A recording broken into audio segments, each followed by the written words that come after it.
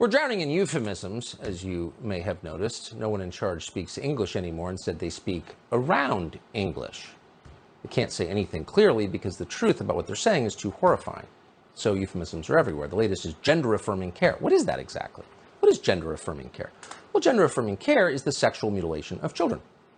That's what it is. Here's a specific example. Boston Children's Hospital alone performed 65 double mastectomies on children between 2017 and 2020. Now, these weren't mastectomies for, say, breast cancer. They were not medically necessary. They were in response to trans ideology. That's according to the Journal of Clinical Medicine.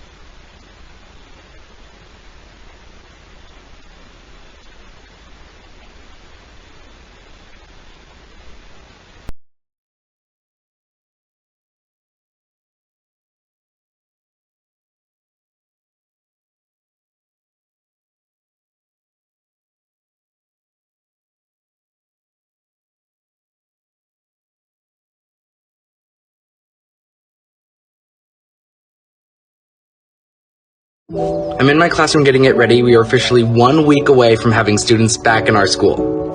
I've been getting a lot of questions about how educators can create queer, safe, and inclusive classrooms for LGBTQIA plus students, so I thought I'd give you a couple of ideas. One of the most impactful things you can do, in my opinion, is show your pride. Even something as subtle as a little rainbow flag or queer resources for your students lets them know that you're a safe person for them to come to if they need. On the first day of school, or whenever you do introductions, make sure that you give students an opportunity to tell you what name they'd like to go by and what pronouns they use. Sometimes these things don't match with their official school records. Incorporate queer authors, artists, historical figures into your lessons.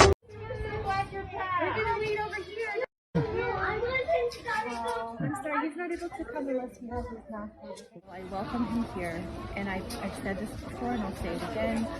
I want him here, but it is our district's policy that students have to wear masks. As you notice, here she comes, pulling him out of class. I want him here. He is a lovely child. We're here to support and serve him. Our district's policy has changed. I am here to serve all students on our campus that cannot keep spending time on the same issue. Thank you. I'm going to have you removed from campus if you don't leave at this If you will. Be careful. All right. Police officer, called the police officer to remove a 4-year-old from campus. But the school district has decided on independently because, from what I understand, is the numbers within their school district has increased. Yeah. So they're basing that decision.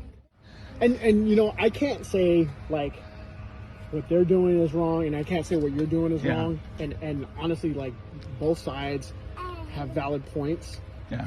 For me, I just got to make sure the rest of it, as a campus as a whole, everyone's safe and that kids get their education and you know that's and you seem like a good dude, you seem good father, and so I just hope like by next week they lift this and then it's all resolved.